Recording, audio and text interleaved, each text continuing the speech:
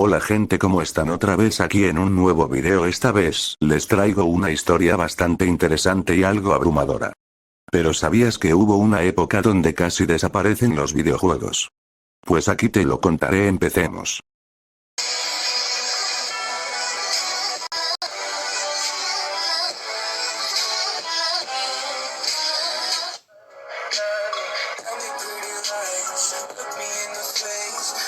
La crisis del videojuego de 1983, también conocida como la debacle de Atari, fue el desafortunado evento que dio fin a lo que se considera la segunda generación de los videojuegos. La crisis comienza el 21 de junio de 1982, llevando a la quiebra a varias empresas estadounidenses dedicadas a la producción de ordenadores y videojuegos.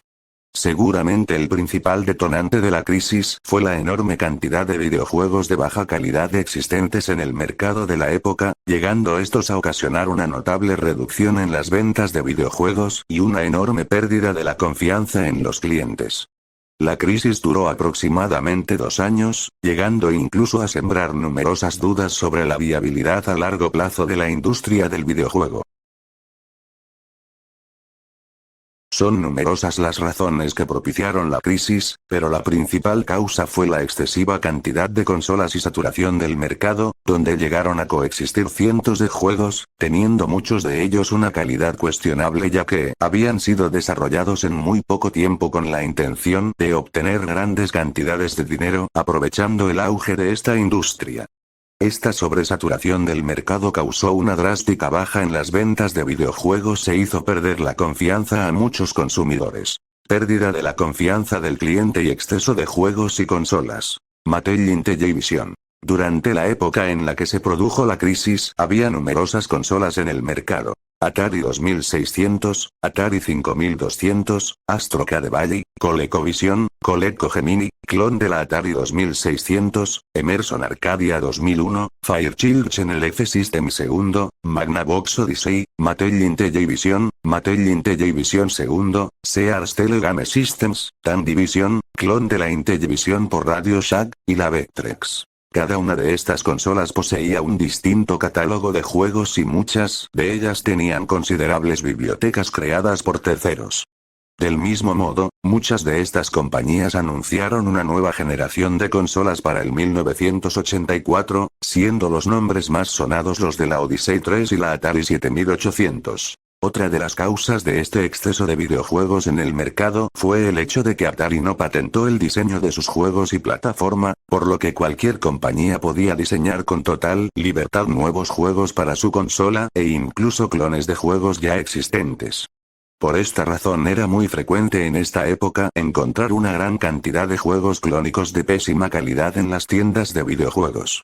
Por aquel entonces la información sobre los nuevos videojuegos que salían al mercado era muy escasa, debido a que había pocos medios especializados que hablasen y analizasen la industria del videojuego. Todo ello llevó a que el consumidor perdiese su confianza en los videojuegos, ya que era muy difícil distinguir entre un buen juego y sus respectivos clones de peor calidad.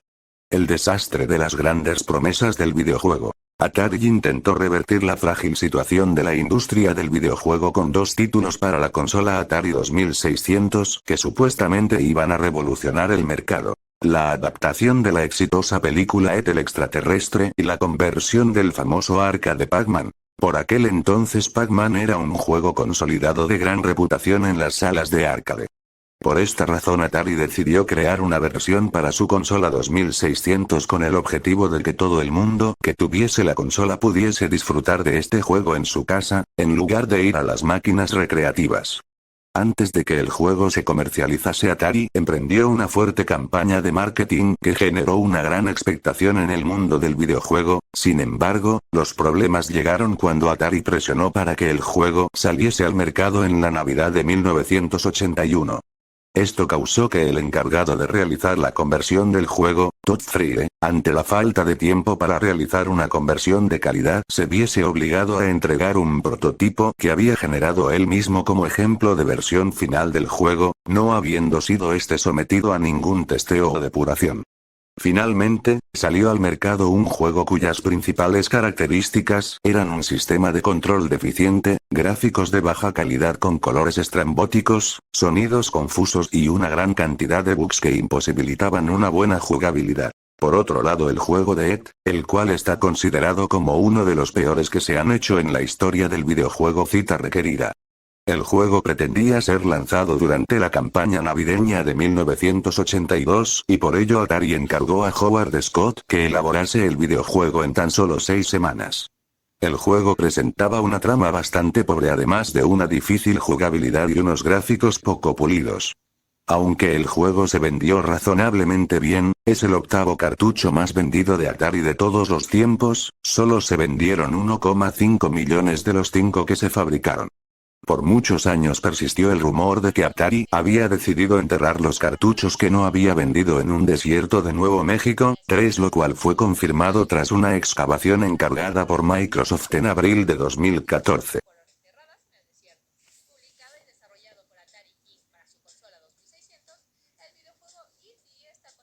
Y llegó hasta tal punto que hasta los ordenadores tenían hasta más éxito que las consolas, ya que muchas compañías de ordenadores estaban iniciando en aquel tiempo haciendo que las personas compraran un ordenador porque les salía más económico comprar a un ordenador que una consola. Con solo decirles que casi los videojuegos desaparecían por esta crisis. La saturación del mercado afectó de forma negativa a la gran mayoría de comercios que se dedicaban a vender videojuegos. Las tiendas empezaron a acumular videojuegos que eran incapaces de vender debido a la pérdida de confianza por parte del cliente. Por otro lado, las compañías responsables de estos videojuegos no tenían los recursos suficientes para devolver el dinero a los comercios a cambio de la gran cantidad de juegos no vendidos. Debido a esto, los comercios se vieron obligados a reaccionar y deciden llevar a cabo una drástica rebaja en los precios de los videojuegos. Sin embargo, esta medida no sirvió para solucionar la totalidad del problema y las grandes pérdidas causaron un notable daño en los comercios, además de los fabricantes de videojuegos. La gran mayoría de comercios de juguetes asumen que los videojuegos fueron una moda pasajera que había llegado a su fin y por ello, decidieron reasignar el espacio que dedicaban a los videojuegos en sus locales. Las cifras hablan de que las ventas de videojuegos disminuyeron considerablemente durante este periodo, de $3.000 millones en 1982 a tan solo $100 millones en 1983, hecho que llevó a la quiebra de muchas empresas. Después del lanzamiento de la Nintendo Entertainment System en 1985, la industria comenzó a recuperarse, con ventas anuales de más de $2.300 millones en 1988, con el 70% del mercado dominado por Nintendo. La verdad es que me impactó bastante al ver que los videojuegos por poco desaparecían. Pero ustedes se preguntarán, ¿qué pasó con las compañías que hicieron algunas consolas y ordenadores en el 83? En unos pocos años los videojuegos pasan de ser una de las industrias con mayor crecimiento a la crisis más absoluta. Se habla de que Mattel y Coleco acumulaban $195 millones y $258 millones de pérdidas respectivamente. Finalmente estas cifras llevan a la quiebra a grandes empresas como Magnavox, o las anteriormente nombradas, Mattel y Coleco. Por otro lado, Atari también presentaba una cuantiosa cantidad de pérdidas que rondaban los $356 millones y la dejaba muy cerca de la bancarrota.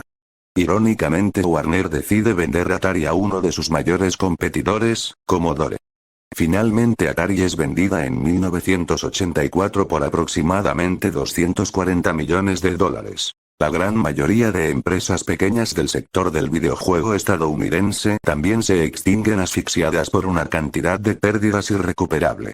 Durante los años que perdura la crisis, se abre un debate sobre si la industria del videojuego puede llegar a ser realmente sostenible y beneficiosa. Bueno gente, hasta acá el video, espero que les haya gustado y por favor no olviden suscribirse para que este canal crezca más y con esto me despido, adiós.